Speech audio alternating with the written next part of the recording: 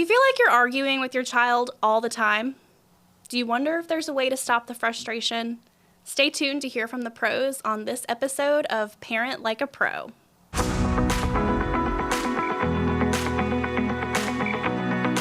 Hi, my name is Anna Campbell, and I'm the Development Director for Pharos Parenting, and I am here with Laurie Trosuk, who is our Clinical Director, licensed clinical social worker, and has been with Pharos since 2006. Laurie, tell me a little bit about that journey. Well, I used to work at a Head Start program. I loved helping kids. But then I figured out the best way to help children is to help their parents. So I transitioned over to, it was SCAN at that time, it's now Pharos, the parenting agency, to help teach parents how to be positive in their discipline. Awesome. I'm sure you've seen a lot of changes over the years and have a lot lot of of experience. It's getting so hard to be a positive parent. It's just not the same. It's not. That's why we figured you would be the best person to ask this question to. And what our listeners are dying to hear is, how do you stop arguing with your child? Well, it takes two to have an argument. Right. So if you don't argue, we have ended it. But you have to stay in low emotion. And there are strategies like using choices that help reduce the power struggles. Using a one-liner, that's a great concept to keep you out of the arguments. There's ways you can do it. So it is possible. Yes, we're not going to get rid of arguments for a week. We're not going to get rid of it maybe for a day. But we'll start with an hour, okay? Okay. So tell me a little. The first thing that you talked about is keeping your emotions low. So I'm a parent of a 2-year-old, and emotions are always high whenever you have a 2-year-old who wants to be the boss. So it's really difficult to keep my cool. So can you give me some examples of how I can do that with her? Well, first of all, think of it differently, Okay. especially with a 2-year-old. A 2-year-old is all about themselves and getting what they want and what they want now. Mm-hmm. So they don't have a lot of language to say, hey, Mom, could you give me a cookie? Mm-hmm. So they act out. Mm-hmm. You sometimes will take it personally and think, oh, I'm not being a very good parent. Look at my child. And I'm making them mad, and I don't want them to be mad at me. I want them to like me. And your emotions rise. And your child will sense that. They play off your emotions. So stay in low emotion. Think of it as your child striving to be strong and independent. Mm-hmm. It's not a personal attack. Personal attack. So that brings me to what feels like arguing with an adult. So I have nieces and nephews that are teenagers, and I watch my sister struggle with this all the time. It's like arguing with an adult. So can you tell me how to stop? But it's still the same concept. Okay. As an adult, I still want power. I want some control of my life. Mm-hmm. As an adult, I want to be heard. Mm-hmm. So I'm going to keep at you until I get that validation. Okay, you're right, I'm wrong. As a parent, we don't want to say that. Mm-hmm. But that teenager is going to keep striving. That husband is going to keep looking for that. That's right. So it's the same principle. You can't have an argument by yourself. So you have to learn to walk away, disconnect in a loving way. Right. So it may sound like, you know what? I'm not going to listen to you when you talk to me with disrespect. I'm going to leave. I'm coming back in 15 minutes when we're both calm, and we'll try it again. Absolutely. That coming back in 15 minutes is really important because it tells the other person, I will listen to you, meeting that need to be heard. Mm-hmm. I will listen to you in 15 minutes when we can do it with respect. Okay. I love that. And I feel like that kind of ties into something you've told me a little bit about, and that's using one-liners. So talk to me about one-liners and give me an example of how you could use something like that. Okay, so the one-liners are a great strategy to keep you from falling into the argument, getting pulled in. So it may be something like, I know. So like you want to go see your friends tonight, but you haven't cleaned your room. That's so unfair, Mom. I know. I know. So it's an empathetic response. It's letting the person know, okay, you kind of understand what I'm feeling, and it's not going to change anything, but I do feel heard a little bit. So I know. The one I like a lot is just that letter M. Oh. Yes. It's a way of saying, I'm hearing you without agreeing, which is important because parents feel that they have to win, and the child wants to win. So you can see these power struggles won't go away easily. Right. But if I just, I can absolutely see some of our listeners using this on their coworkers or Oh. their spouses as well. Gotta tell you, these are people skills, not just parent to child. These are people skills. That's right. Yes. All right, so one-liners. So that kind of helps you with keeping your emotions low. Absolutely. Yes. And if you're not engaging in that argument, you're not going to escalate. When you stay calm, your child has a chance to be calm. Right. So you can begin to communicate, not just blame each other and accuse each other, hurt each other's feelings. Right. Yeah, my favorite one-liner is definitely, I know. It doesn't work as well on a 2-year-old yet, but we're getting there. Yes. They just don't have the logic part of it yet. The feedback I get from parents of teenagers, the one they like is, I love you too much to argue about this. Wow. Yeah. Yeah, So- you can't argue with that. It's like when you say, you don't really love me. No, I do. I just love you too much to argue about this. Yes. That's right. Yeah. That's right. So That's not a good time to say, I know. Oh, no. You don't love me. I know. No. That's why you have to have not more when you than use one one-liners. one-liner. Oh, my. All right. So something else you talked about was choices. Yes. So power struggles. The other person wants power, and you want to keep yours. So using choices is a win-win. You are picking what they're going to choose, A or B. Those two options. You control that. They have a sense that they have some control of their life because they get to pick. I'm going to do this. Right. So that's a win-win situation. Granted, some children figure out if I don't make a choice, I still have all the power and control. Right. But the parent has the right to give it a little time for them to process, 5 seconds to pick A or B. And if they don't choose, you know what? It's really hard for you to make that choice. I'm going to make it this time. And you choose it, ending the power struggle. I feel like a lot of feedback we get from parenting class participants is that they feel like giving their children choices means that they're losing some of their control. Oh, absolutely. They don't feel like they're being a parent because they are using choices. But remember, you're the one picking the choice. You have that control. Right.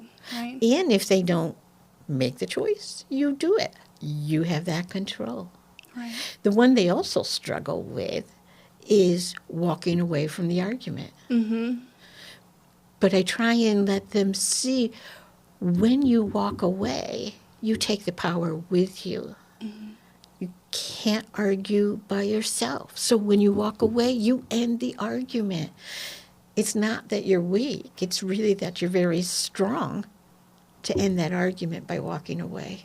It is so much easier to sit there and argue with a child because you feel like at the end of the day the only way you're going to keep that power is to win the argument. And you'll never win with a child. Right. A 3-year-old, their logic and their ability to change the argument is amazing. Right. You cannot win an argument with a child. They don't play fair. Toddlers are much more powerful than we think. Yeah. So choices. I was so skeptical about choices whenever I first started getting involved with Pharos. And it's like, how does that really work? And Tanya, our executive director, talked to me about her teenage daughter and curfew. So she allowed her daughter to make a choice. She had to be up early the next morning for school. And she said, why don't you choose what your curfew is going to be? You tell me when you want to come home. And the first time she chose a very, very late time to come home and had a terrible time waking up the next day. So because she gave her a little bit of that power, the next time she made a choice on her own to come home a little bit earlier. It works. And that's how it works. That's that kind of sharing their ability to control their life. A choice is made up of two options. So what she did, though, was allow her child the freedom to make a decision about how she was going to create curfew. Challenge with choices. Whatever options you give, you, the parent, have to be happy with it, whichever one you choose. So I like to share when my son was 4. Okay. And he's like the Tasmanian devil. He shared the room at the time with his brother, who was the neat freak. Okay. Oh, that's hard. Oh my gosh, yes. And I can be a neat freak too. So the Tasmanian devil really triggered a lot in me. So my first was in kindergarten. I tell my 4-year-old, Brian, you have 1 hour to clean your room. Whatever is left on the floor, I'm going to pick up and throw away. Wow. Oh, I was so proud of myself because I was in low emotion. I didn't yell. I was just really pleased with myself. You can pick up the toys or I will pick up the toys. There's my 2 choices. At 59 minutes, didn't know he could tell time. At 59 minutes, he came in with 1 Ninja Turtle and he said, Ma, you can pick up everything else. I said, oh, no, it's not going to work like that. Oh, that was some reverse. Oh, my gosh. That was an Uno reverse See, card. you're not going to win with a child. So I didn't follow through with my structure. Right. I should have gone in, picked up everything, and either hidden them in the attic or thrown them out. But I didn't. And I have to tell you, when he was 17, we still battled about him cleaning the room. Oh, I bet. I blew it when he was 4. So I feel like what you're kind of hinting towards is consistency. The hardest word in parenting, consistency. It is, especially whenever they are just constantly, Mom, why won't you let me do this? Mom. And you just want to give in because you want a little ounce of peace in your day. Yes, but you can't. So I like to give the analogy of the broken soda machine and the slot machine. I want you to be a broken soda machine. Okay. I've never felt like I was a broken soda machine, but okay. I'm going to beg you to be that for the next 18 years. So let's start with the slot machine. Okay. You're sitting down. You've got the slot machine. You've got your bucket of quarters. You take your quarter. You put it in the slot. You pull. Apple, orange. What do? Put in another quarter. Absolutely. You put the quarter in, pull the slot, apple, orange, apple. What are you going to do? I'm going to put in another quarter. Another quarter in. How come? I want to win. Yes, and if you do it enough, you might win. Might. Yeah. Right. But if you are a broken soda machine, you go into the employee staff room, you put your dollar in, you make your selection, the diet soda goes and just stays there. What do? Might shake the machine a little bit. Oh, you might. Yeah. But then what? I just have to walk away. You walk away because you know no matter what you do, you're going to get the same results. Right. We want your child to see you as that broken soda machine, that no matter what they do, no matter what they say, you're going to still say, this is how it is. You may start it out with, I know. This is how it is. Right. Yeah. I really relate to that because I went to get my car worked on a couple weeks ago, and it ate a couple of my dollars, and I eventually gave up and had to go buy a different drink somewhere else. Absolutely. I was so frustrated. You had to change what you did because the soda machine didn't change what they did. That soda machine won. There you go. Yeah. The soda machine won. I want you to be. I'm a the soda broken machine.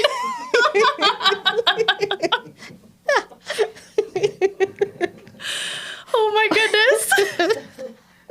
Okay, so I feel like all of our listeners, every time they pass a soda machine, are, for one, probably not going to put $1 in it at all anymore, and be reminded that they need to be. Me. That's me. That's me. I am a Pepsi can.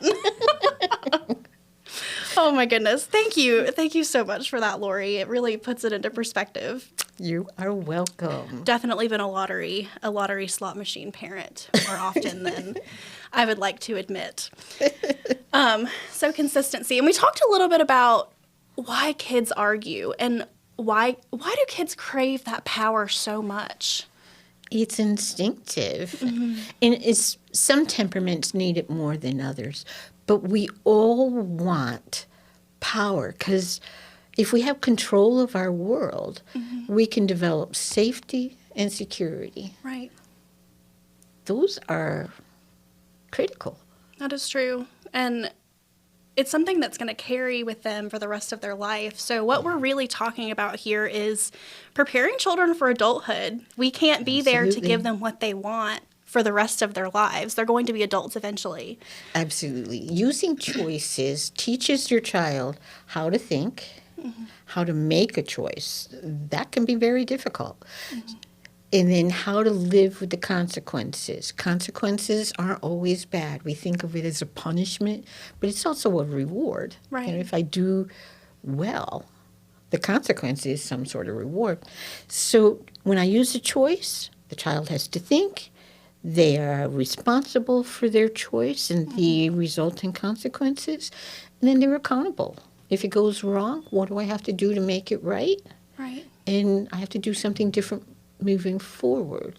You're right. You're not going to be there to help them for the rest of their life. And when we think of the choices our children make when you're not there. Right. Do you want to have this smoke under the bleachers with me? Do you want to try this drug? Do you want to have sex with me? What college do you want to go to? The choices they have to make. So the earlier you train them to use choices, the more effective they'll be as an adult. Right. Wow. It's all about practice and consistency. Again, I feel like we've go. talked about that word throughout this entire time. Consistency. Consistency. So I guess what I really like about the tactics that you've given us, the one-liners and choices, it's something that you can do right now. So our listeners can be sitting at work and they think, I'm going to go home and use this tonight. So if that's something that you do, if you've had success with one-liners or choices or consistency, which is the overarching message, we want to know. We want to know how that's affecting you, your relationship with your child, your feelings as a parent. So, yeah. Thank you so much, Laurie. Thank you. This has been really helpful for me, and I think I'm ready to go home and face my 2-year-old now. You can do this, Miss Pepsi Can. That's right. That's right. Mrs. Pepsi Can 2024. Well, we hope that you enjoyed this episode of Parent Like a Pro. For our next episode, we really want to hear from you. We don't just want to hear how you're doing with your one-liners and your choices, so you can inbox those to us on social media. But we also want to hear what struggles you're facing as a parent. Any kind of questions you have that our pro can answer for you, and we'll have some other special guests as well.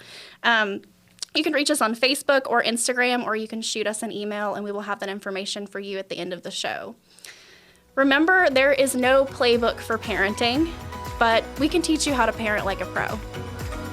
Pharos Parenting's mission is to build positive parenting skills through targeted education, in-home coaching, and supportive intervention programs. You can find us on Facebook and Instagram at Pharos Parenting or at our website, pharosparenting.org. Stay tuned for more episodes of Parent Like a Pro.